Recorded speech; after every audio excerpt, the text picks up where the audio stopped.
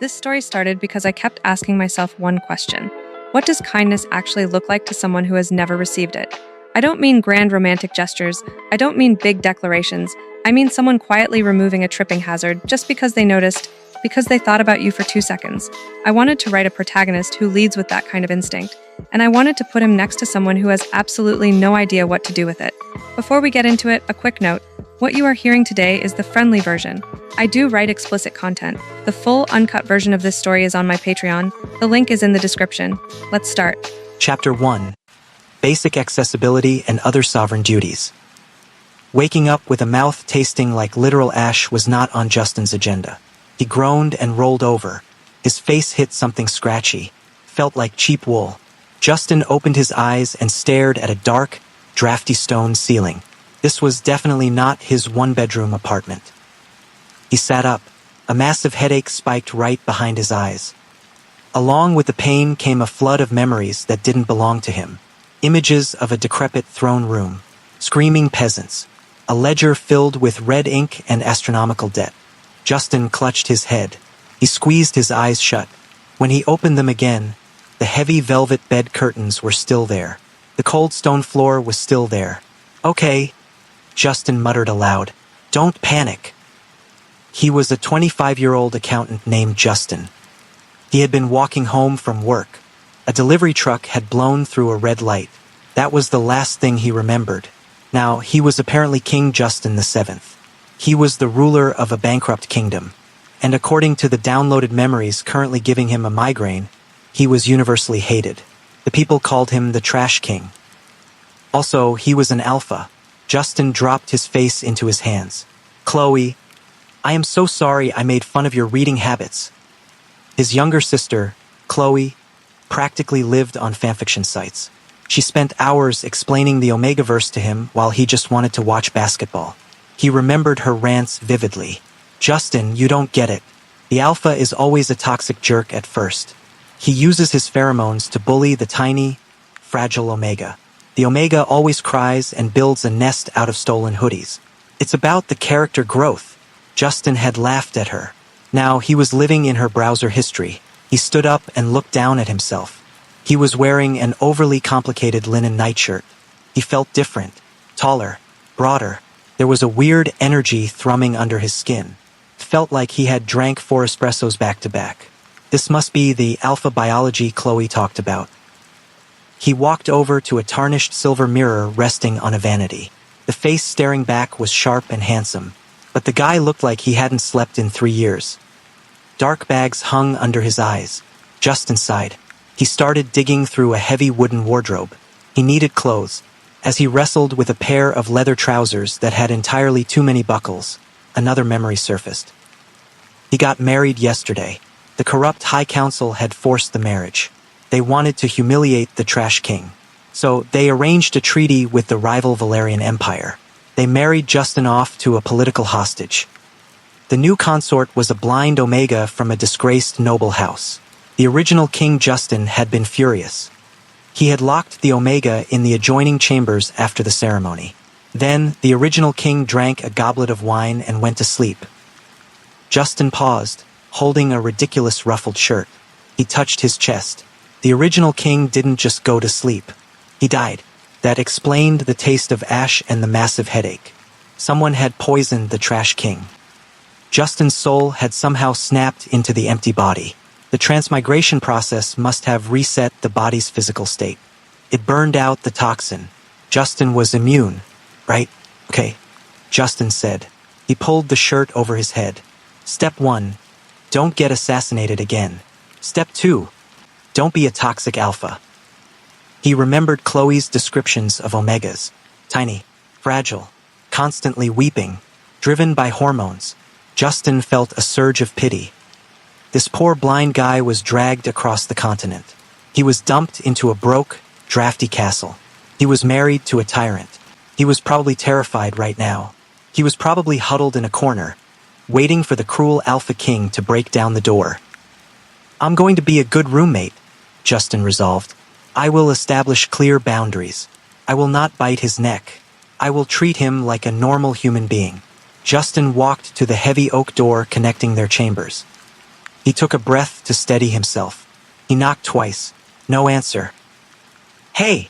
Justin called out, keeping his voice soft. "It's Justin. I'm coming in. Don't be scared." He pushed the door open. The consort's chambers were dark. Heavy curtains blocked the morning sun. The terrified castle staff had left a small, sputtering fire in the main hearth before fleeing. Now the air was thick with smoke. A small brass brazier sat on a table in the corner, burning a dark incense. Justin stepped into the room. He looked around for the tiny, trembling Omega. Instead, he found a brick wall. A man stood in the center of the room. He was facing the door that he wore complicated, heavy silk marriage robes. He stood with a rigid, perfect military posture. Justin stopped dead in his tracks. He tilted his head up. This guy was easily 6'3". He had shoulders broad enough to carry a small horse. His hair was long and silver, tied back in a neat braid. His face was strikingly handsome, but carved from pure ice. His eyes were a milky, clouded white. He was absolutely massive. Chloe lied to me, Justin thought wildly. Where is the pocket-sized crying boy? This guy looks like he could snap me like a dry twig. Your Majesty, the man said. His voice was a deep, resonant baritone. It didn't tremble. It sounded like gravel sliding over steel. Justin blinked. You're Edgar. I am. Edgar didn't move an inch. His unseeing eyes stared straight ahead. He was tracking Justin by sound.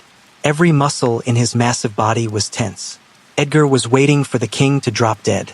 The incense burning in the brazier was highly toxic to alphas. Edgar had lit it an hour ago.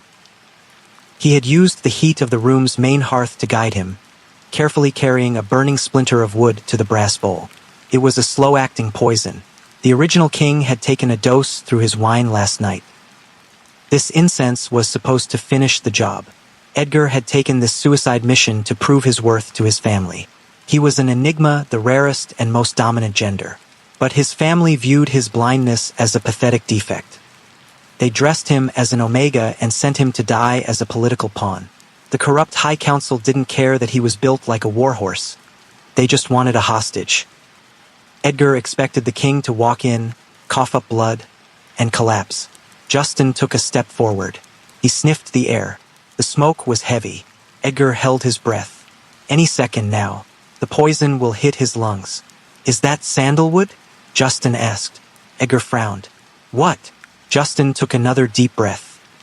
He actually liked the smell. It was sharp and spicy. The incense. Smells great. Really clears the sinuses. My apartment back home, my old chambers always smelled like damp stone. This is a huge upgrade. Edgar's jaw clenched. Why isn't he dead? The Valerian poison was legendary.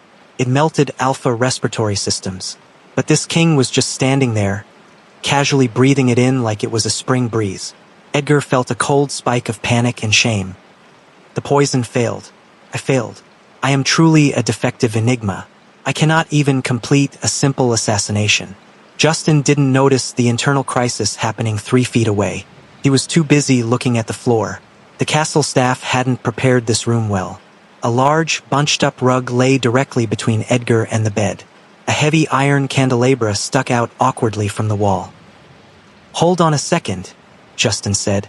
He walked past Edgar. Edgar went completely rigid. He expected a blow. He expected the alpha to grab his hair or use his pheromones to force submission. He braced himself for the crushing weight of an alpha command. Instead, Justin bent down. He smoothed out the heavy rug until it lay perfectly flat. Then, he grabbed the iron candelabra and dragged it back against the wall, clearing the walking path. There, Justin said, dusting off his hands. That was a massive tripping hazard. Seriously, the staff here is terrible. I need to review their contracts. Edgar turned his head slightly toward the sound of Justin's voice. He was utterly baffled. You moved a rug. Yeah, you're blind, right? Justin asked casually. He leaned against a wooden post. It seemed like a bad idea to leave obstacles in the middle of the floor. Basic accessibility. We can rearrange the furniture later if you want. I want you to memorize the layout so you feel comfortable. Edgar was speechless. He was trained to endure torture. He was trained to kill in the dark. He was not trained to handle a notorious tyrant doing light interior decorating for his convenience. "You do not need to mock me," Edgar said coldly. Justin frowned. "I'm not mocking you. I'm just trying not to be a jerk." Justin looked at his new husband. Edgar was incredibly tense. He looked like a cornered animal waiting for the final strike. Justin felt a pang of sympathy. This guy was in a foreign country, married to a stranger, and probably expected a lifetime of misery. "Look, Edgar," Justin said softly. He kept his distance. He didn't want to crowd the guy. "I know my reputation is... well, it's garbage. They call me the Trash King. I get it. But things are going to change around here." Edgar didn't say anything. He just listened to the steady, calm heartbeat of the alpha standing near him. It was wrong. Alphas were supposed to smell aggressive. They were supposed to project dominance and musk. This alpha smelled like clean laundry and morning sunlight. It was a bizarrely soothing scent. It made Edgar's hyper-alert senses want to power down. He had to force himself to stay tense. "We got pushed into this marriage," Justin continued. "Neither of us had a choice. So, let's just be roommates, partners. I'm not going to force you to do anything. You have your own room. You have your own space. I won't touch you without permission." Edgar's milky eyes narrowed slightly. "You are not going to claim me?" Justin internally cringed. Claim. Chloe had explained that word. It meant biting the back of the neck to create a biological bond. Just thinking about biting another human being made Justin feel deeply weird. "No," Justin said firmly. "Absolutely not. I believe in personal space." Edgar's chest tightened. It wasn't relief. It was a sharp, unexpected sting of rejection. He was an enigma hiding as an omega. He didn't want an alpha to claim him. But hearing the king reject him so instantly hit a sore spot. He finds me repulsive, Edgar thought bitterly. He sees my blind eyes and knows I am broken. Even a trash king does not want a defective mate. "I see," Edgar said. His voice was flat and devoid of emotion. "Great," Justin said, completely oblivious to the emotional damage he had just inflicted. "So, do you want to get some breakfast? I think the kitchens have oatmeal." Oatmeal. The king was offering him oatmeal. Edgar slowly shook his head. "I am not hungry, Your Majesty. Call me Justin, please. Your Majesty makes me feel like I'm in a school play." Justin stepped closer. "Are you sure? I can have them bring a tray up here if you don't want to navigate the dining hall yet." "I require nothing," Edgar said stiffly. "Okay. Suit yourself." Justin didn't push it. He respected boundaries. That was his golden rule. "I'm going to go see how broke this kingdom actually is. The treasury ledgers are calling my name. If you need anything, just yell." Justin walked to the door. He paused with his hand on the iron latch. He looked back at the tall, imposing man standing in the center of the dark room. He really was striking. His silver hair caught the faint light from the brazier. "By the way," Justin said, "you smell really good. Is that a natural thing? Or is it a perfume? Smells like, I don't know, like steel and peaches. It's nice." Justin opened the door and stepped out, closing it gently behind him. Left alone in the room, Edgar stood completely still. His heart was hammering a frantic rhythm against his ribs. Steel and peaches, that was his natural scent. He had layered himself in heavy oils to mask it, but the king had picked it up anyway, and the king had liked it. Edgar walked slowly to the brazier. He reached out with perfect precision, his fingers finding the small brass lid. He dropped it over the burning incense, snuffing out the poison. He didn't understand this alpha. The king was immune to deadly toxins. He moved rugs instead of throwing punches. He rejected the physical claim, yet complimented his scent with absolute sincerity. Edgar touched his own face. He traced the skin around his unseeing eyes. His mission was a failure. He should have found another way to kill the king immediately. He should draw the hidden dagger from his boot and end it. But as the scent of clean laundry and sunlight lingered in the air, Edgar found himself hesitating. For the first time in his life, someone had treated him like a person rather than a broken tool. "Justin," Edgar whispered to the empty room. He decided to wait. He would observe the strange, immune king. He would figure out his game. Down in the royal kitchens, Justin was currently arguing with a terrifyingly old cook about the lack of fresh fruit. He had no idea he had just survived an assassination attempt. He had no idea his fragile Omega was a lethal enigma. He just really wanted an apple. The transmigration was going to be a lot harder than he thought. But at least he had moved the rug. That was a solid start. Chapter 2. The Poison and the Pride. Edgar stood perfectly still in the center of the dark room. The heavy brass lid bit his fingertips with residual heat. He ignored the sting. He had snuffed out the poisoned incense minutes ago. The heavy, toxic smoke was already dissipating. It was being replaced by the lingering scent of the Alpha King. Clean laundry, morning sunlight. It was a ridiculous scent for a tyrant. It was even more ridiculous that it made the tight, defensive coil in Edgar's chest loosen just a fraction. Edgar traced the edge of the brass bowl. He was a failure. The realization tasted bitter. He had one job. He was sent across the continent to marry the Trash King and kill him. It was supposed to be a flawless plan.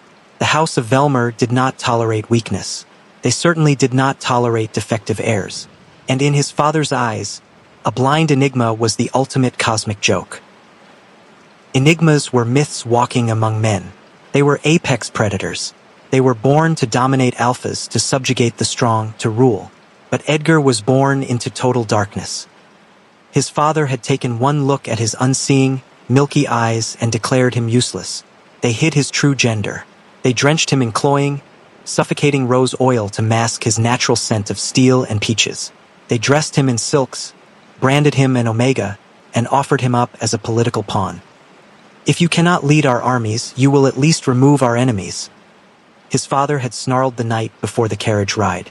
Do not fail, Edgar, or do not bother surviving. And yet, here he was, surviving. The Valerian poison was meant to coat the lungs. It was supposed to trigger a fatal respiratory collapse within minutes of inhalation. The original king had taken the primer dose in his wine last night. The incense was the catalyst. But King Justin had walked in, taken a deep breath of the lethal smoke, and complimented the room fragrance. Then he moved a rug. Edgar dragged a hand down his face. His sharp nails scraped against his jawline. He didn't understand. Was the king a monster with unnatural vitality? Was he a sorcerer? I'm going to go see how broke this kingdom actually is. Justin's voice echoed in Edgar's memory. It hadn't sounded cruel. It sounded tired. It sounded completely ordinary. Edgar stepped away from the brazier. He carefully scooped the unburned incense from the warm ash. He placed the lethal resin into a small wooden box. He slipped the box deep into his trouser pocket. He needed to gather intelligence. He couldn't kill a target he didn't understand. He stripped off the complicated, restrictive marriage robes. The silk felt heavy and suffocating anyway. He moved to his travel trunk, letting his fingers brush over the familiar folds of his clothing. He pulled out a simple linen shirt and a pair of fitted dark trousers. Practical clothes. Clothes that didn't catch on furniture. He dressed quickly. He didn't need a mirror. He knew exactly how he looked. Tall, scarred, and severely unapproachable. He stepped out of his chambers and into the stone hallway. Edgar closed his eyes. It was a useless habit, but it helped him focus. He expanded his senses outward. As a blind enigma, his other senses were sharp enough to cut glass. He mapped the corridor through sound and air pressure. The stone walls were 10 paces apart. There was a draft coming from a poorly sealed window to his left. He heard the scurry of a mouse in the baseboards. Far below, he heard the faint, rhythmic clatter of pots and pans. He followed the noise. The castle of the Trash King was strangely empty. Edgar expected to encounter cruel guards or sneering nobles. Instead, the hallways felt hollow. He passed a few servants. He heard their soft, panicked gasps as they saw him. They flattened themselves against the walls to let him pass. They smelled like stale sweat and sheer terror. They were terrified of him. No, they were terrified of anyone associated with the king. Edgar kept his face blank. He navigated the winding stone staircases with practiced ease. He memorized the number of steps. He memorized the turns. He mapped his cage. He reached the ground floor. The smell of burning oats hit his sensitive nose. He followed the scent down a wide corridor until the clatter of the kitchen was right in front of him. He stopped in the doorway. He didn't announce himself. He just listened. "I am just asking for one apple, Martha. One single apple. Is that a crime against the crown?" It was Justin. His voice lacked any alpha command. He sounded like a frustrated merchant haggling at a market stall. "Your Majesty, there are no apples," an older woman's voice replied. She sounded exhausted, but less terrified than the hallway servants. "The treasury is empty. The royal purveyors refused to deliver this week. We have oats. We have root vegetables. We have water. That's unacceptable. Scurvy is a real thing, Martha. People lose their teeth.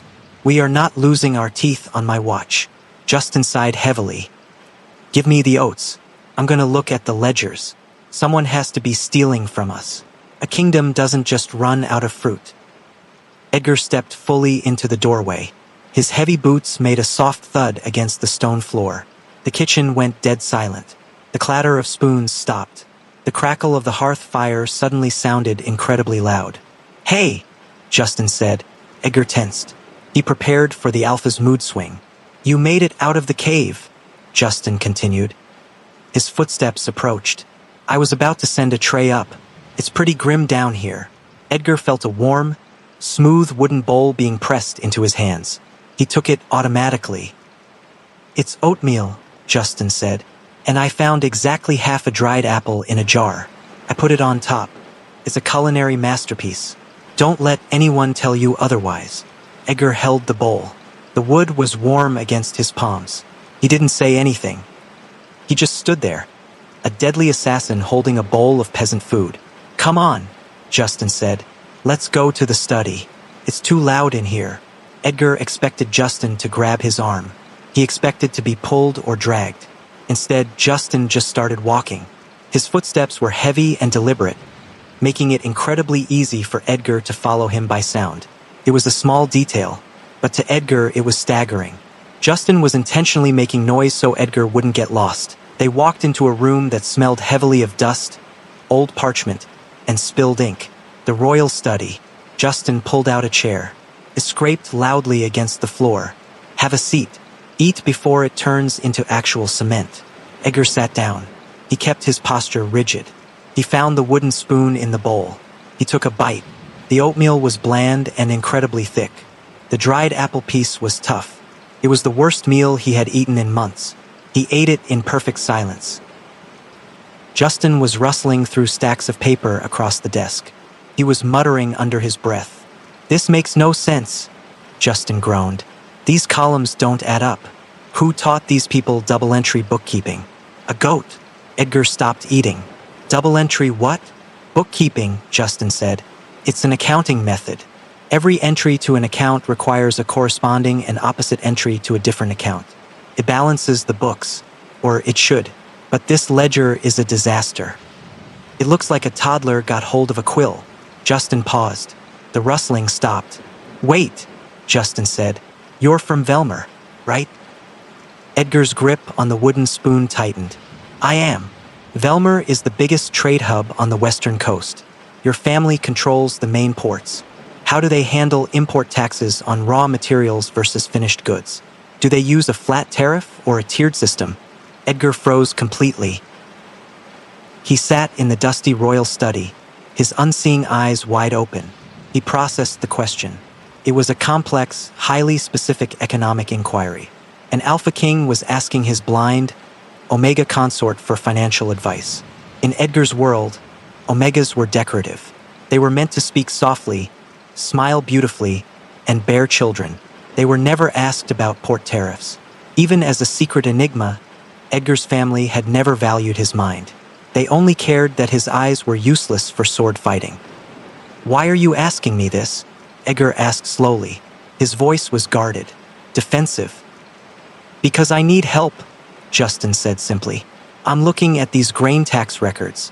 The harvest was apparently great this year, but the tax revenue is down 40%.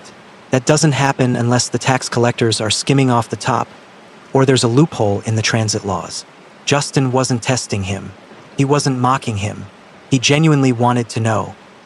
Edgar swallowed the dry lump of oatmeal in his throat. He set the spoon down. Velmer uses a tiered system, Edgar said softly. His voice felt rusty. Raw grain is taxed at 3% upon entering the city gates. Milled flour is taxed at 8%. The discrepancy prevents merchants from milling the grain outside the city to undercut the local guilds. Justin snapped his fingers. The sound made Edgar flinch slightly. Yes, Justin said excitedly.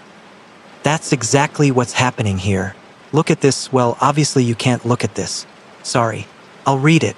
Justin rattled off a list of numbers. He read the intake logs from the northern provinces, followed by the revenue reports from the capital mills. Edgar listened. His brain, honed by years of sitting silently in the dark, processed the numbers instantly. He did the math. They are underreporting the weight of the raw grain at the northern checkpoints, Edgar said. They transport it, mill it secretly in the capital, and sell it as untaxed flour. The crown loses the raw tax and the finished goods tax. Boom, Justin said. The chair creaked as he leaned back. You are brilliant. Seriously. I was staring at these numbers for an hour and my brain was melting. You figured it out in 3 minutes without even seeing the paper. Edgar felt a strange, terrifying sensation in his chest. It was warm. It spread outward from his heart, loosening the tight, defensive knots in his shoulders. Validation. It was pure, unfiltered praise. Justin wasn't complimenting his face. He wasn't evaluating his usefulness as a political hostage. He was praising his intelligence. Edgar's enigma biology, usually a source of deep frustration and suppressed anger, suddenly let out a low, internal hum of satisfaction. His alpha, no, this king recognized his worth. It is simple mathematics, Edgar said. He tried to keep his tone flat, but he couldn't hide the slight breathlessness in his voice. Don't sell yourself short. It's genius. Justin sighed happily. Okay, step 1 to fixing this kingdom. Fire the northern tax collectors. Step 2, find out who owns the secret mills in the capital. I'm going to bet it's someone on the High Council. Edgar tilted his head. If you accuse the High Council without physical proof, they will have you assassinated. Justin laughed. It was a bright, genuine sound. They can certainly try, but I'm feeling pretty lucky these days. Edgar thought about the failed poison upstairs. He thought about the deadly incense that Justin had simply breathed in and ignored. The king wasn't just lucky. He was something else entirely. You should finish your oatmeal, Justin said. We have a lot of work to do. I need to audit the last 3 years of military spending, and I am definitely going to need your brain for that. Edgar slowly picked up his wooden spoon. He was an assassin. He was a weapon forged by the House of Velmer. He was sent here to end a dynasty. But as he sat in the dusty study, listening to the Alpha King mutter curses at a messy ledger, Edgar realized something profound. He didn't want to kill Justin. For 24 years, Edgar had been told he was broken. He had been told he was a defective enigma, a useless burden, a blind freak disguised as an omega just to hold some political value. But Justin didn't see a defect. Justin saw a partner. Justin moved rugs so he wouldn't trip, and then asked him to help run a country. Edgar took another bite of the cold oatmeal. It still tasted terrible, but as he swallowed it down, he made a quiet, silent vow in the dark space of his mind. The House of Velmer wanted the Trash King dead. They would have to go through an enigma to get to him. Chapter 3, Shifting Perspectives. A week passed. The royal study officially became their war room. Justin spent his days crossing out ridiculous expenses in the castle ledgers. He canceled orders for expensive tapestries. He fired 3 different royal food tasters. He redirected the funds to buy seeds for the upcoming planting season. Edgar sat across from him every single day. He didn't just sit there. He became the kingdom's unofficial CFO. Justin would read off supply numbers. Edgar would organize them in his head. He calculated grain yields, optimal trade routes, and tax brackets. He did it all without ever touching a quill. The brass brazier in Edgar's bedroom sat completely cold. He hadn't lit the poisoned incense in 5 days. At first, Edgar told himself he was just gathering intelligence. He needed to understand the king's political connections before making a move. That was a lie. Edgar knew exactly why the poison was still in its wooden box. He was addicted to the dusty study. He was addicted to the way Justin asked for his opinion. He was addicted to the constant, casual respect. "Okay, explain this to me," Justin said one Tuesday afternoon. He tossed a heavy parchment scroll onto the desk. "Why is the east wing latrine pipe draining directly into the river upstream from the main well?" Edgar tilted his head. He mapped the castle's layout in his mind. "The east wing was built by your grandfather. He prioritized the courtyard over the plumbing infrastructure. The river was simply the closest exit point." "That's how you get sick," Justin groaned. He rubbed his temples. "We are drinking our own waste. This is a public health disaster. We need to build an aqueduct, or at least a basic filtration system." Edgar sat up straighter. "Velmer uses aqueducts." Justin snapped his fingers. "Right? You guys have the best water systems on the continent. How do the Valerian engineers handle the gradient drops?" Edgar leaned forward. He explained the slope ratios. He detailed the stone arches and the clay piping used in his home city. He spoke for 10 minutes straight. He expected Justin to get bored. Alphas rarely had the patience to listen to Omegas talk for more than a minute. But Justin just took furious notes. The scratching of his quill was loud and steady.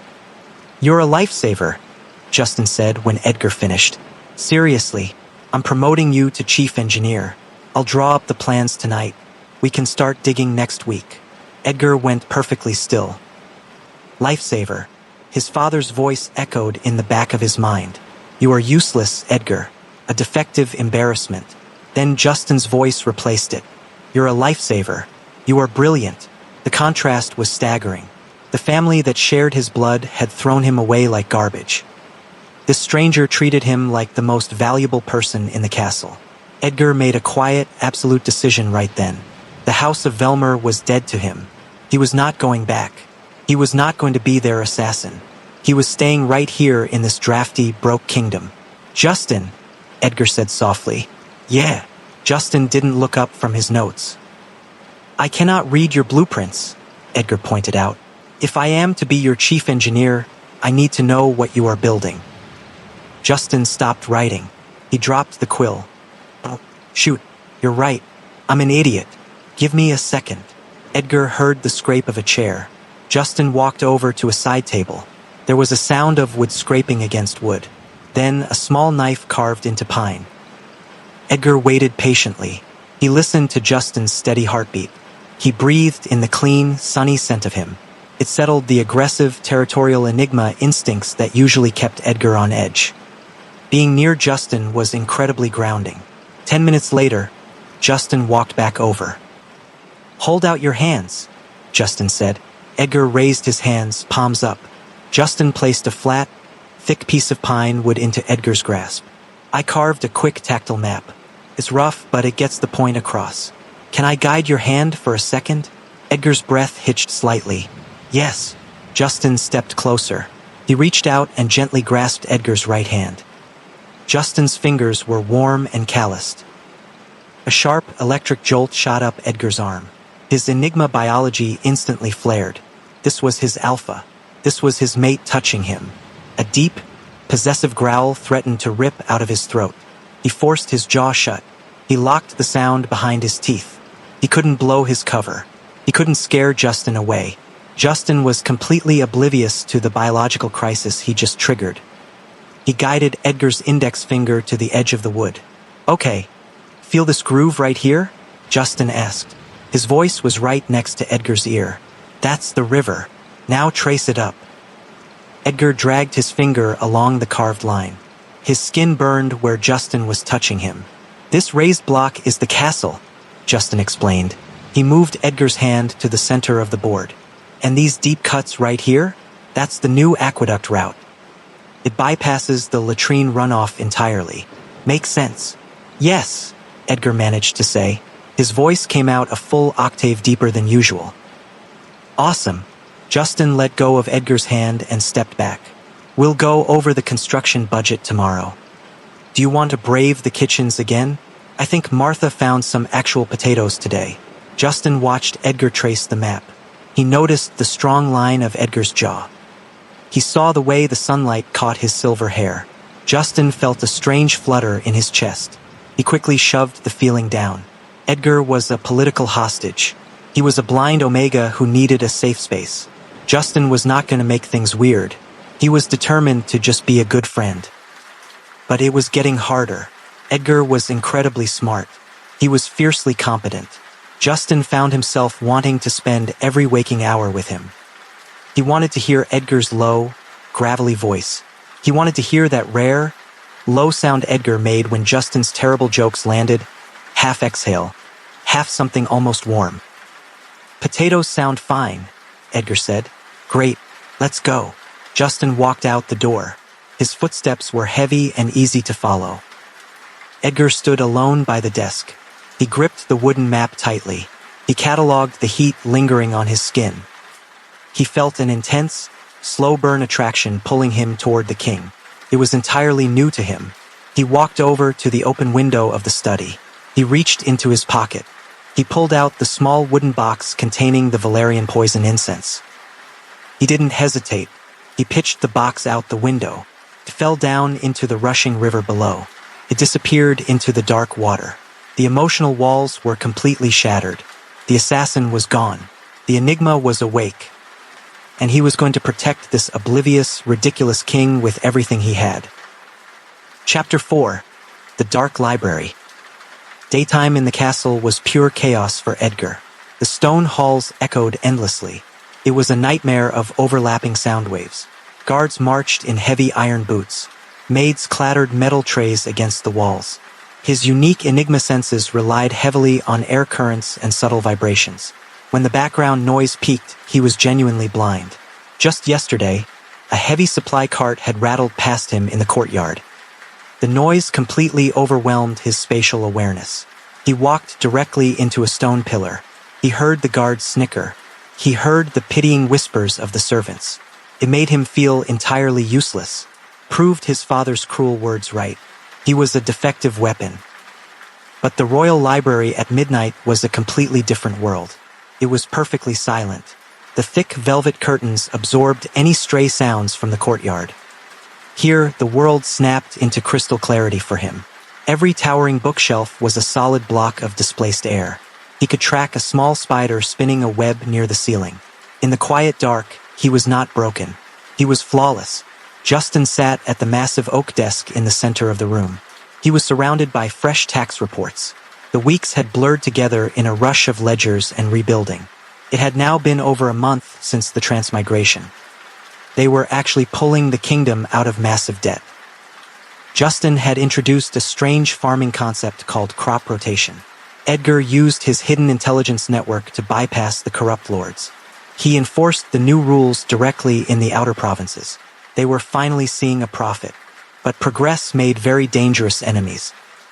The kingdom sat directly on the most vital trade route in the West. The High Council had deliberately tanked the economy for years. They planned to bankrupt the crown entirely, force Justin to abdicate, and sell the territory to the Valerian Empire for a massive personal payout. Justin's new double-entry bookkeeping ruined their entire treasonous retirement plan. They were out of time. They had to act. Edgar stood by the window. He listened to Justin scratch away with his quill. Then he felt it. A sudden, sharp shift in the air pressure came from the corridor. The thick oak doors were blocking the sound, but Edgar felt the displacement of bodies moving quickly on the other side. Multiple bodies. Heavy armor. "Justin," Edgar said sharply. "Yeah." Justin rubbed his tired eyes. "Are the agricultural yields wrong again? I swear if the Northern Lord is lying about the wheat, get under the table. Now." Justin didn't ask questions. He didn't flex his alpha pride or demand an explanation. He had learned to trust Edgar completely. Justin dove under the heavy oak desk just as the library doors burst open.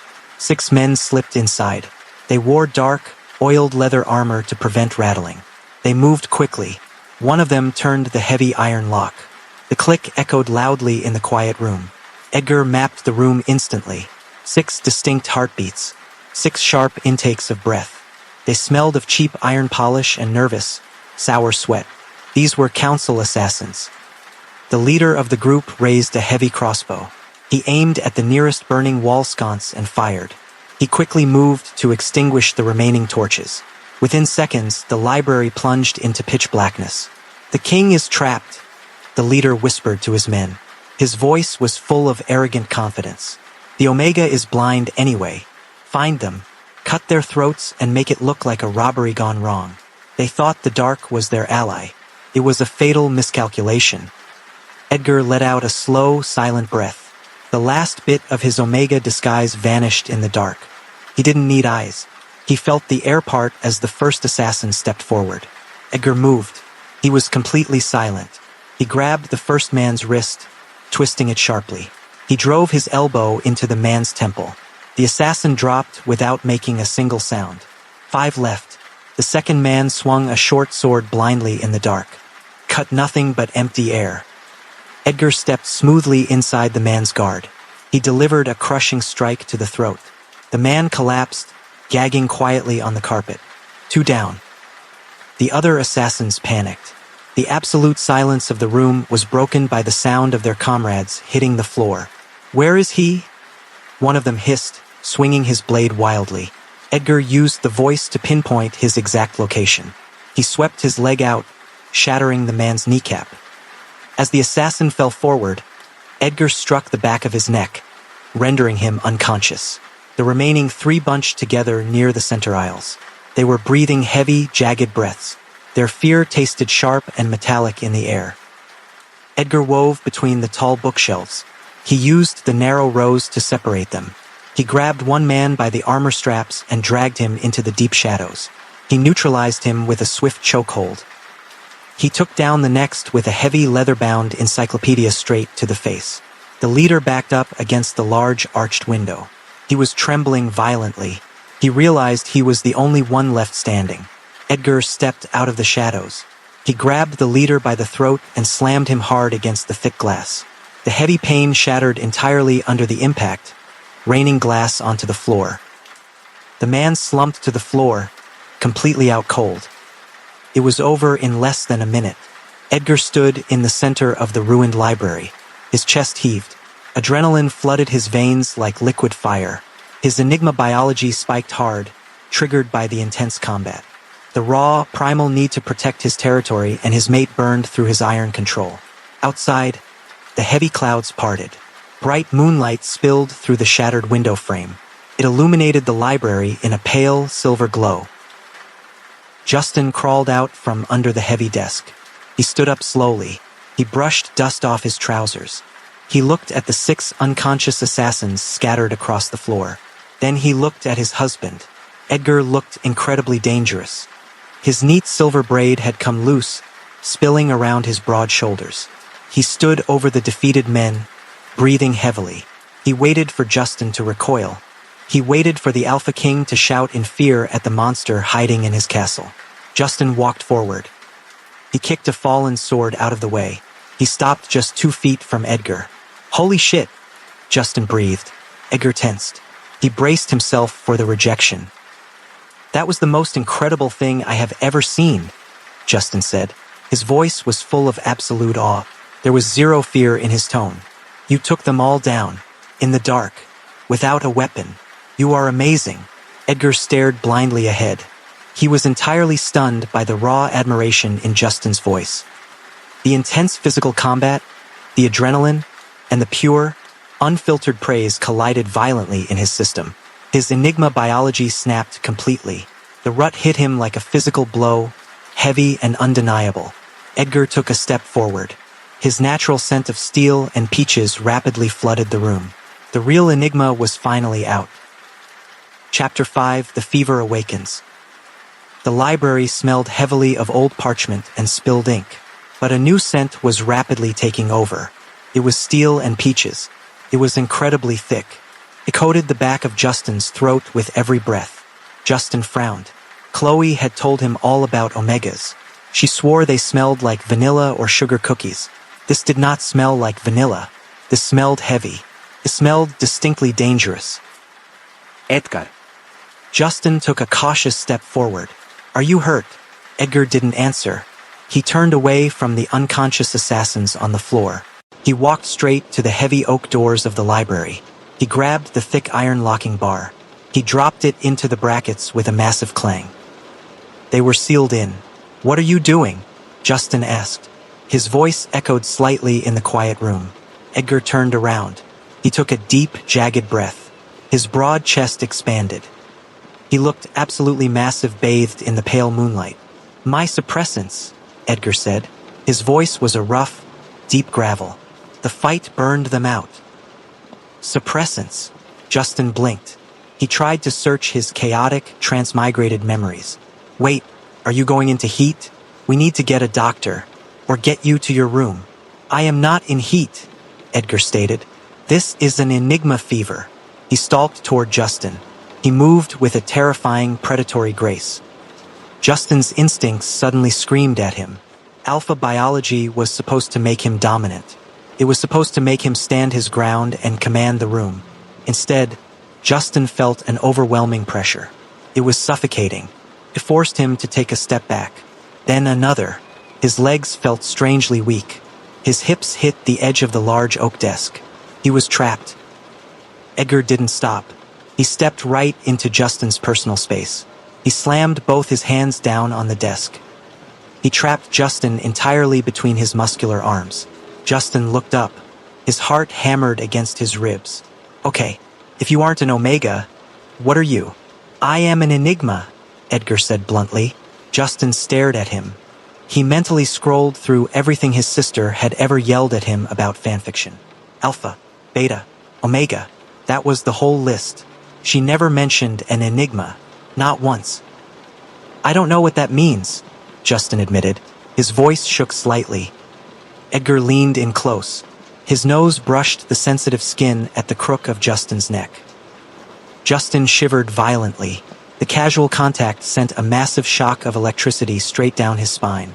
"It means I dominate alphas," Edgar whispered against his skin. Edgar's hands moved. He grabbed Justin's waist. His grip was entirely possessive.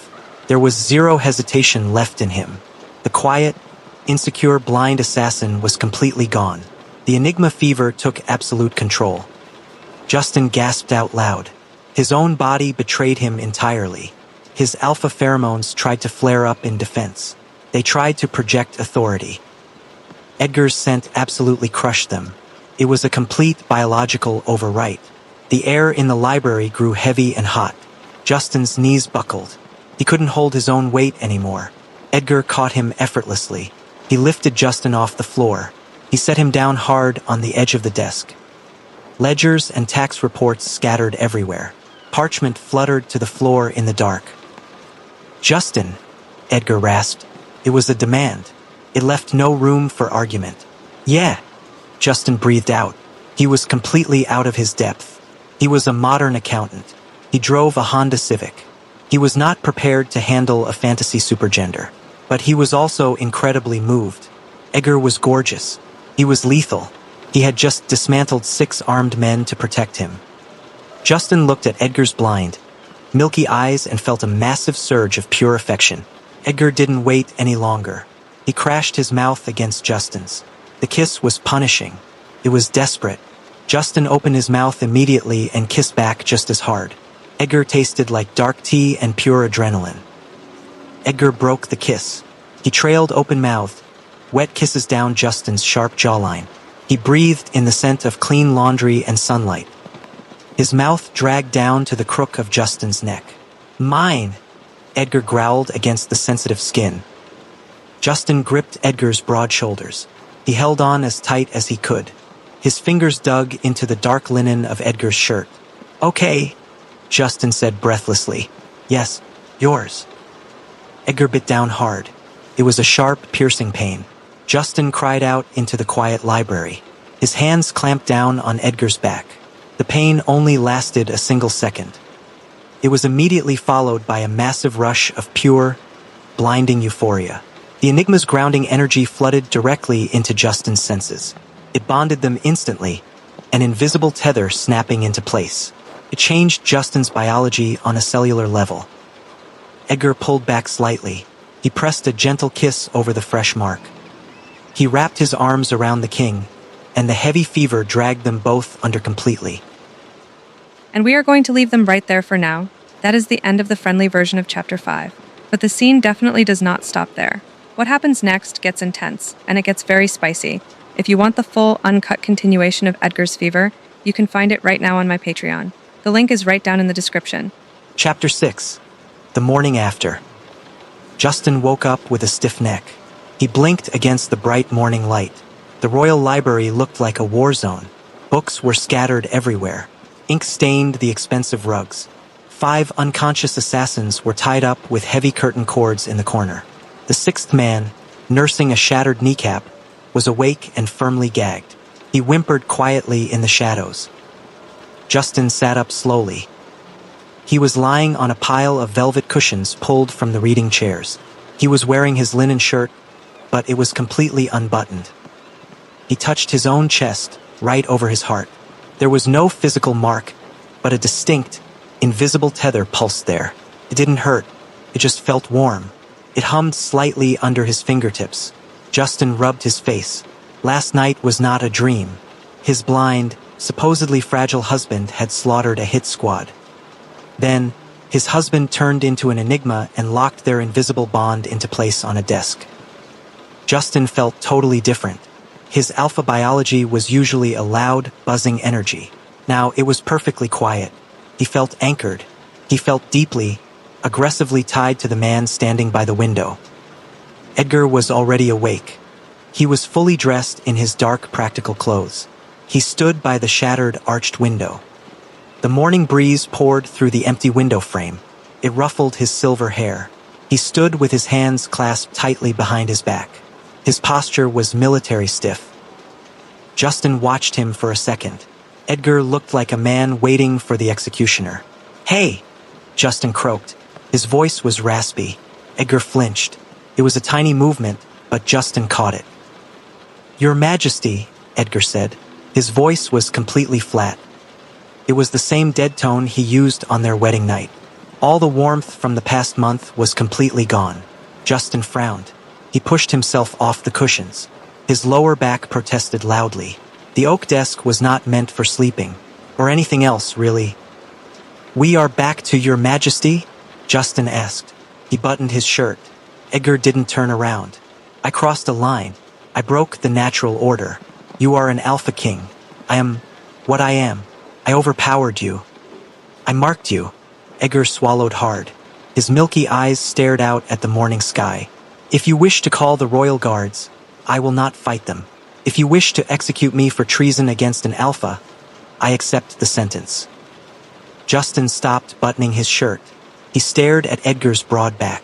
This guy really thought Justin was going to kill him. Edgar had spent his whole life being called a defective freak by his own family. He assumed Justin felt the exact same way. He assumed Justin's alpha pride was ruined.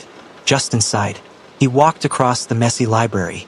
He stepped over a fallen tax ledger and a discarded sword. He stopped right behind Edgar. "Did you get cut?" Justin asked. Edgar froze. "What?" "Last night," Justin clarified. He reached out and gently grabbed Edgar's arm. He turned the massive enigma around to face him. There were 6 of them with swords. "Did any of them hit you? Are you bleeding anywhere?" Edgar looked utterly lost. His brow furrowed in deep confusion. "No, I am unharmed. They were clumsy. But the strong draft from that broken window is giving me a headache. The shifting air currents are scrambling my senses." "Good." Justin let out a breath of relief. "Because if I had to explain to the royal physician why my husband has a stab wound, and neck why I have this overwhelming shift in my scent, things would get really complicated." Edgar stared down at him. You are not furious about the assassins?" "Yeah, I'm pretty mad about that." Justin crossed his arms. "The council is definitely behind this. We need to lock down the castle." "Not the assassins," Edgar pressed. His voice shook just a fraction. "About the mark. About me. I forced a bond on an alpha." Justin reached up. He touched the bite mark on his neck again. "Edgar, I'm going to be honest with you," Justin said seriously. "I barely understand how regular alpha biology works. My sister explained it to me once, and I totally tuned her out. I don't know the rules. I don't care about the rules. Edgar's breath hitched. You saved my life, Justin continued. He stepped closer. He invaded Edgar's personal space again. This time, he was the one initiating it. You took out an entire hit squad to protect me. And then, well, last night was incredible. I'm not mad. I'm definitely not disgusted. Justin reached out and took both of Edgar's hands. He squeezed them tightly. You are my husband, Justin said softly. You are my partner. Enigma, Omega, whatever. I don't care. I'm just glad you're on my side. Edgar closed his eyes. A shudder ran through his massive frame. The cold, defensive wall he had built overnight completely shattered. He squeezed Justin's hands back. His grip was tight and desperate. The scent of steel and peaches filled the air again. This time, it wasn't heavy or dominating. It was incredibly sweet. It was pure, unfiltered relief. I am on your side, Edgar vowed. His rough voice was thick with emotion. The House of Velmer sent me to kill you. They wanted this territory, but I will never let them touch you. I swear it, Justin. You are my mate. I will burn my own empire to the ground before I let them hurt you. Justin smiled. It was a genuine, bright smile. Let's hold off on the arson for now. We have a broken window to fix first. Edgar let out a sound that was half laugh, half sob. He pulled Justin into a crushing hug. He buried his face in Justin's neck, right over the mark. Justin hugged him back. He rested his chin on Edgar's broad shoulder. Felt perfectly right. They stood there for a long minute in the quiet, wrecked library. So, Justin finally said. He patted Edgar's back. We have a slight problem. Edgar pulled back slightly. He kept his hands on Justin's waist. The assassins? No, I know what to do with them. We throw them in the dungeon. Justin pointed to the back of his neck. I mean this, the mark. You said it changes my scent, right? Edgar nodded slowly. It does. You no longer smell like an unmatched alpha. You smell like me. Any alpha or omega in the court will know you have been claimed. Right? Justin grimaced. And a supposedly alpha king getting claimed by his blind omega consort is probably going to cause a massive political scandal. It will trigger a civil war, Edgar corrected bluntly. The council will use it as proof that you are unfit to rule. They will demand you step down. Justin groaned. Great. More politics. So we have to hide it. Yes. Edgar reached out. He traced the high collar of Justin's linen shirt. You must wear high collars. Always. And I will need to scent you. Scent me? I will rub my scent into your clothes and skin, Edgar explained. He looked entirely too pleased about this part of the plan. It will act as a camouflage. The court will simply think I am a very clingy territorial omega. It is a common trait. They will assume the heavy scent is my doing, not a permanent biological change in you. An unmatched alpha scent is easily smothered by a highly territorial mate. The court will find it perfectly natural that your original scent vanished beneath mine. Justin laughed. Okay, fine. You can be my clingy omega in public. I can act like a very indulgent alpha husband. We just have to fake it until we strip the council of all their power. We will strip them of their lives, Edgar stated darkly. Justin patted his chest. Baby steps, Edgar. Let's start with firing them first. Now help me tie up these guys. I need to call the Royal Guard. Edgar nudged the unconscious leader with his boot. They are untraceable mercenaries. They will not know who hired them. The council uses blind intermediaries. Justin sighed heavily. Of course they do. We will throw them in the dungeon anyway. Let the council sweat. Chapter 7. The Impossible Diagnosis. 6 weeks passed since the library incident. The shattered library window, which had been temporarily boarded up with thick pine, was finally fitted with new custom glass. The castle was significantly quieter. 6 captive assassins in the dungeon sent a very strong message. The High Council was panicking. Justin was winning, but Justin felt terrible. He was exhausted all the time. His back constantly ached. The high collars he wore to hide his mark were incredibly itchy. Worst of all was the nausea. He threw up his breakfast 3 days in a row. He blamed the castle food. Martha's cooking was improving, but it was still basically medieval slop. He assumed he just ate some bad pork. Edgar was incredibly attentive. He stayed close. Every morning, he carefully rubbed his heavy scent of steel and peaches into Justin's clothes and skin. It had started as a stressful political necessity to hide the claiming mark. Over the last 6 weeks, however, the daily routine had evolved. It became a quiet, intimate anchor for both of them. It built a deep, unspoken trust that carried them through the long days of running the kingdom. The court just thought the blind Omega was acting highly territorial. The disguise worked perfectly. But the scent didn't fix Justin's stomach. Today, he couldn't even look at his tax ledgers. The smell of the ink made him gag violently. He had to lie down on the floor of the study. Edgar finally forced the issue. He called for the royal physician. Dr. Eris was an older beta man. He carried a heavy leather bag filled with strange, pungent herbs. Justin sat on the edge of his large bed. He felt ridiculous. He was just a guy with a stubborn stomach bug. "I just ate some bad meat," Justin insisted. He crossed his arms defensively. Dr. Eris ignored him. He checked Justin's eyes. He felt his jawline and glands. Then, he pressed 2 fingers firmly to the inside of Justin's wrist. He listened to the pulse. The doctor frowned deeply. He pressed harder. He tilted his head. A long minute passed. The silence in the bedroom grew extremely thick. Edgar stood perfectly still by the large window. He tracked the doctor's every tiny movement by sound. His posture was rigid. "Well?" Justin asked. He wiped cold sweat from his forehead. "Do I need leeches? Please tell me medical science here has moved past leeches." Dr. Eris stepped back slowly. He looked incredibly pale. He looked nervously between the Alpha King and the blind Omega Consort. "Your Majesty," Dr. Eris started. His voice trembled badly. "There is no stomach bug. Great, so I'm just stressed out. I'll take a nap." No, sire. The doctor swallowed hard. "Your pulse is doubled. It is a very distinct rhythm. I have only read about this in ancient medical texts. Texts regarding enigma bonds." Justin froze. "Regarding what?" Dr. Eris bowed his head deeply. He stared at the floor. "You are pregnant, Your Majesty." The room dropped into absolute silence. Justin stared at the old man. He waited for the punchline. He waited for someone to laugh. No punchline came. "Excuse me," Justin said. His voice cracked loudly. "You are with child," Dr. Eris repeated softly. Justin stood up fast. He immediately sat right back down. His legs completely refused to work. His brain short-circuited entirely. "That is biologically impossible," Justin stated. He pointed an aggressive finger at his own chest. "I am a man. I have male anatomy. There is no physical space for a baby in here. Where would it even go?" Dr. Eris looked thoroughly confused.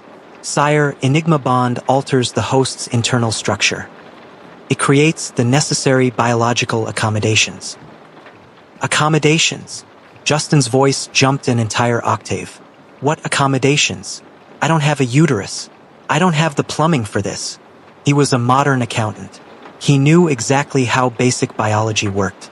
This completely broke every single rule of science. His reality was shattering. How was a baby even born in this situation? A medieval C-section? The thought made him incredibly dizzy. "Get out," Justin gasped. He clutched his stomach tightly. Dr. Eris scrambled for his leather bag. "Sire, I can prescribe some ginger root for the morning sickness." "Get out," Justin yelled. The doctor fled the room immediately. He slammed the heavy oak door shut behind him. Justin was left alone with Edgar. He couldn't look at his husband. He stood up again. He started pacing the length of the rug. He dragged both hands through his hair. He was hyperventilating. "This is wrong," Justin muttered frantically. He paced from the bed to the cold fireplace. "This is completely wrong. This shouldn't be happening. I'm just a normal guy. Idotaxis. I do not get pregnant." He felt a massive panic attack hitting him hard. The walls of the stone chamber felt like they were shrinking. He couldn't pull enough air into his lungs. "It's a mistake," Justin babbled loudly. He gripped the edge of the stone mantle. His knuckles turned white. "The doctor is a total idiot. He doesn't know what he's talking about. This is unnatural. It's completely unnatural. He wasn't talking about Edgar. He was talking about the absolute defiance of physics. He was talking about his modern male body doing something physically impossible. But Edgar didn't know about Earth. Edgar didn't know about high school biology or Honda Civics. Edgar only heard the words, "This is wrong. This shouldn't be happening. This is unnatural." Edgar stood frozen by the window. His chest tightened painfully. Felt like a physical blow. All the warmth and trust they built over the last 6 weeks vanished in a single instant. The cold, dark insecurity flooded back in. Justin hated it. Justin hated the mark. Justin thought the bond was completely unnatural. Edgar's enigma instincts flared violently. They demanded he step forward and comfort his distressed mate. But his deep-seated shame held him firmly in place. His father's cruel voice echoed loudly in his ears. "You are a freak. You ruin everything you touch." Edgar believed it completely. He had ruined the king. He forced his freakish, dominant enigma biology onto a normal alpha. He made him pregnant against the natural order. Now, Justin was thoroughly disgusted by him. Edgar took a silent step backward. He wrapped his arms tightly around his own torso. He felt entirely hollow. Justin was still pacing rapidly. He was completely lost in his own modern world meltdown. He didn't notice Edgar retreating into the shadows. "I need air," Justin gasped out. He rubbed his face aggressively. "I just need a minute to think. I can't do this right now. I just can't." Edgar flinched hard. The words felt like a knife slipping between his ribs. "Of course, Your Majesty," Edgar whispered. His voice was completely devoid of emotion. It was flat. It was the voice of a dead man. Edgar turned around slowly. He navigated the bedroom perfectly by memory. He walked out the heavy door. He closed it completely silently behind him. He left Justin alone to panic. He walked down the dark stone corridor. He decided he would pack his few things. He would leave the castle tonight under the cover of darkness. He wouldn't force his defective existence on the king for one more day. Chapter 8: Bridging the Gap. Justin sat on the cold stone floor for 20 minutes. His breathing finally slowed down. The walls stopped spinning. Okay, he was pregnant. That was a fact. Physics didn't matter anymore. He was in a magic world. He just needed to deal with it. He looked up. The bedroom was empty. Edgar. Justin called out. Nothing. Justin stood up. The heavy scent of steel and peaches was completely overpowered. The oils on Justin's clothes remained, but the air in the room was suddenly choked by the sharp, bitter smell of burnt ash. Anxiety. Justin mentally replayed the last 10 minutes. He remembered pacing. He remembered shouting. "This is wrong. This is a mistake. This is completely unnatural." Justin felt the blood drain from his face. "Oh, you absolute idiot," Justin whispered to himself. Edgar didn't know about Earth. Edgar didn't know about human anatomy. Edgar only knew that his own family called him a defective freak his entire life. And Justin had just screamed that their situation was unnatural. Justin bolted out the door. He didn't care about his itchy collar. He didn't care about the nausea. He ran down the long stone corridor. He checked the study. Empty. He checked the royal library. Empty. He ran up the stairs to the west wing. He pushed open the door to Edgar's original bedroom. The room was pitch black. The heavy curtains were drawn shut. Justin stepped inside. Edgar. "I am almost finished, Your Majesty." The voice came from the corner. It was dead flat. It sounded like ice cracking. Justin's eyes adjusted to the dark. He saw Edgar standing by the bed. Edgar was packing a simple leather travel bag. He was wearing his heavy riding boots. He was strapping a leather bracer to his forearm. He was leaving. "What are you doing?" Justin asked. He walked forward quickly. "I am vacating the premises," Edgar stated. He didn't turn around. His hands moved quickly over the buckles of his bag. "I will not impose my defect upon you any longer. You are an alpha king. You deserve a proper mate, not a freak who ruins the natural order." Justin felt his chest ache. "Edgar, stop." "I will leave the capital tonight," Edgar continued blindly. "The council will not know I am gone." I maintained an escape route in the lower city purely out of an assassin's habit. A trusted contact has horses ready and will act as my eyes on the road.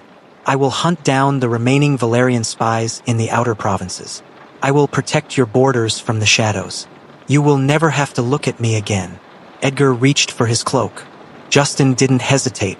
He closed the distance between them. He grabbed both of Edgar's wrists. He held on tight. Edgar froze. His muscles were rock hard. He tried to pull away. Let go, Justin. Please. Edgar's voice finally cracked. It sounded completely broken. No. Absolutely not. Drop the bag. Justin pulled Edgar's hands away from the luggage. He stepped right into the Enigma space. He forced Edgar to face him.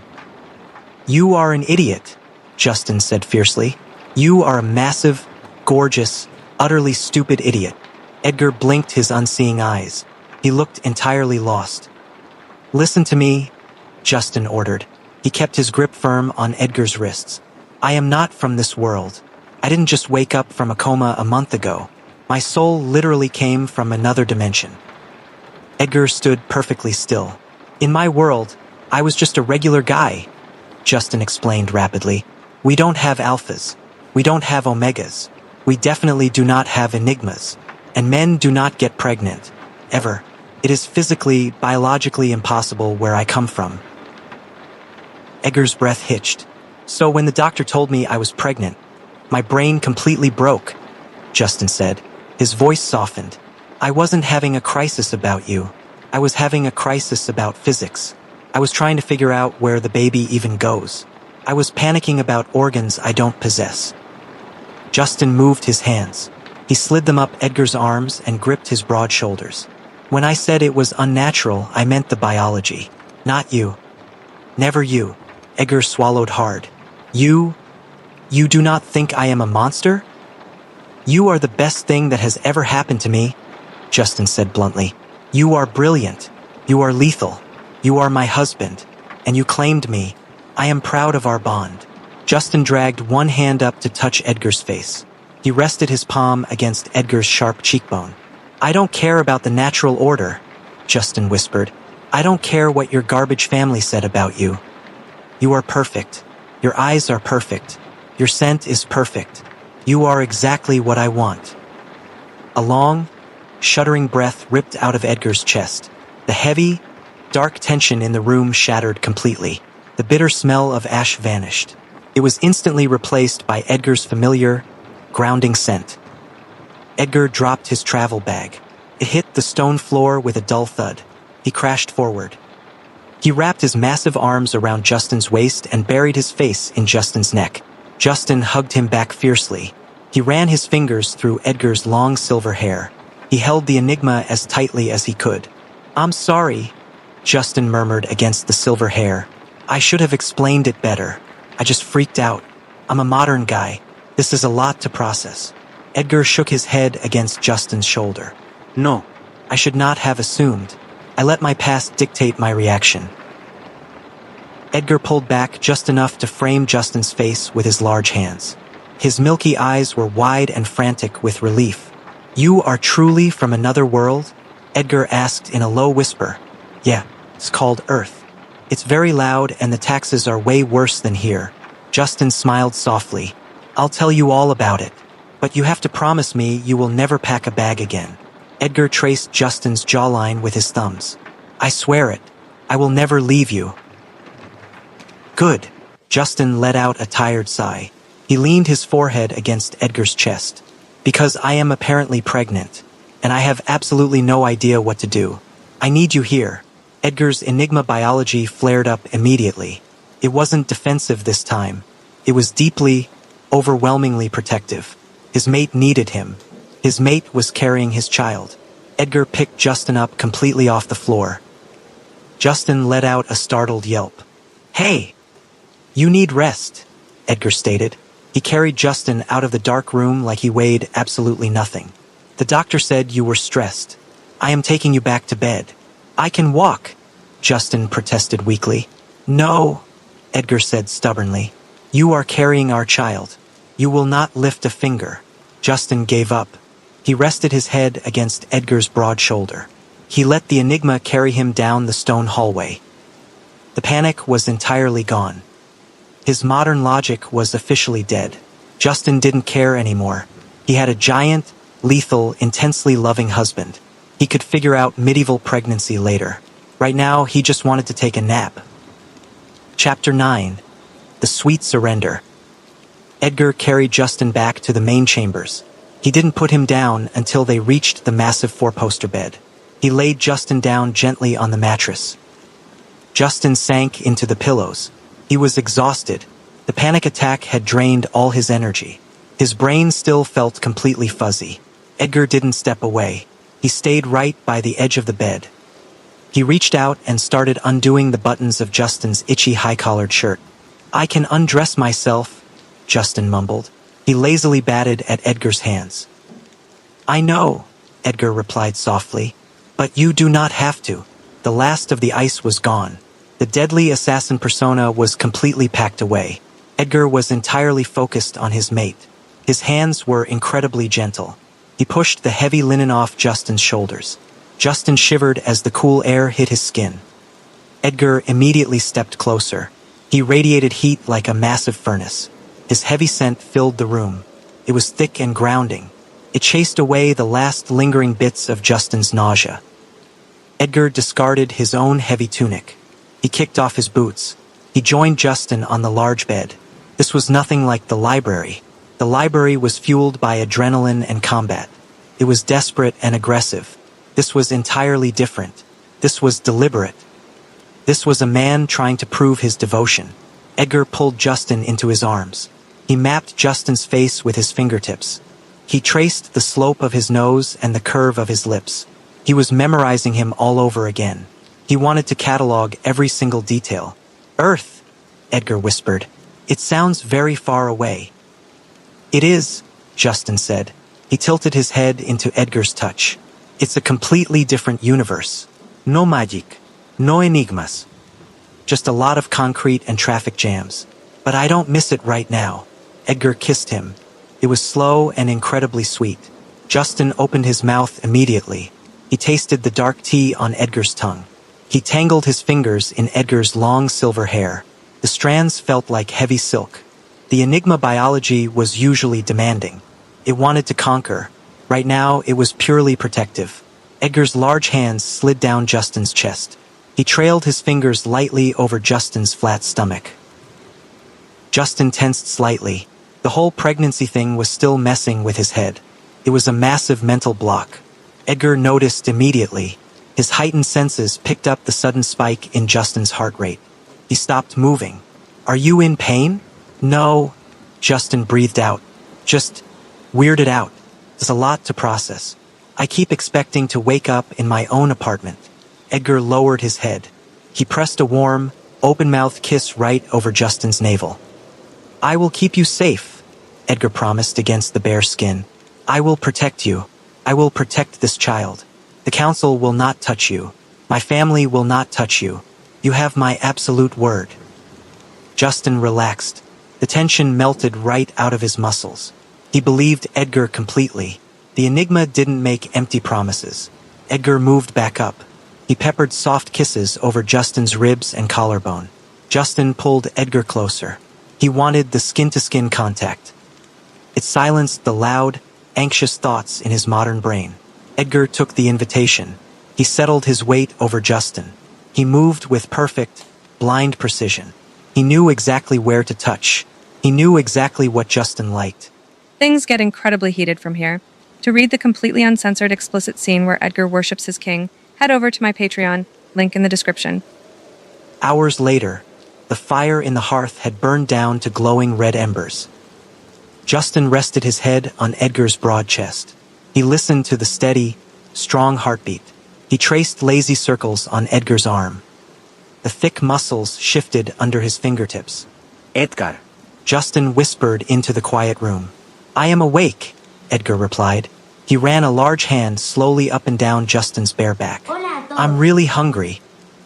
Edgar smiled. It was a small, rare expression. It made his sharp face look strikingly soft. "I can fetch the kitchen staff. Do you want the oats? Or the potatoes?" Justin wrinkled his nose in disgust. Neither. I want something specific. And it's going to sound completely insane. Edgar propped himself up on one elbow. Tell me. I want pickles. Really sour pickles. And I want them dipped in honey. Justin sighed heavily. My sister told me about pregnancy cravings. I thought she was making it up to sound dramatic. She wasn't. It's hitting me right now. Hard. Edgar didn't question the bizarre culinary request. He didn't point out that pickles and honey sounded like a terrible combination. He just nodded seriously. I will find pickles, Edgar said. I will find honey, even if I have to raid the High Council's private cellars to get them. Justin laughed. The sound was bright and genuine in the dark room. Please don't start a civil war over pickles. They are corrupt, Edgar stated flatly. They do not deserve their preserved vegetables. You are the king. You require them. Therefore, they are yours. Edgar kissed Justin's forehead. He slipped out of bed and started pulling on his dark trousers. Justin watched him dress. He admired the sharp lines of Edgar's back. He thought about the looming threat. The High Council was still plotting in the shadows. The Valerian Empire would eventually realize their assassin had defected. A real war was definitely coming to their doorstep. They had a bankrupt kingdom to run. They had a broken plumbing system to fix. And Justin had to figure out how to give birth in a medieval castle without modern medicine or painkillers. It was a massive, terrifying list of problems. But as Edgar strapped on his leather boots, preparing to conduct a highly trained stealth mission for sour pickles just to make Justin happy, the panic completely faded. Justin pulled the silk sheets up to his chin. He wasn't scared anymore. He wasn't just a lost modern guy trapped in a trashy alpha's body. He was partnered with the most lethal, devoted enigma on the continent. Hey! Justin called out. Edgar paused at the heavy oak door. Yes. Get 2 jars, Justin requested. Just in case. Edgar smiled again. 2 jars. I will return shortly. He stepped out into the corridor. The heavy door clicked shut behind him. Justin settled back into the pillows. The room still smelled strongly of steel and peaches. He placed a warm hand over his flat stomach. The future was completely insane. But for the very first time, Justin was actually looking forward to it. This version has to stop here. The full chapter goes much further. It gets extremely intense. But beyond the uncut scenes, there is also an entire epilogue waiting for you. You get to see the morning after. You get to see exactly how this bond changes their dynamic in the daylight. It is the true emotional payoff to everything we just built up, and you do not want to miss it. If you want the explicit continuation and the complete epilogue, head straight over to my Patreon. The link is the very first thing in the description. It is also in the pinned comment below. Thank you so much for being here. Go grab the rest of the story, and I will see you over there.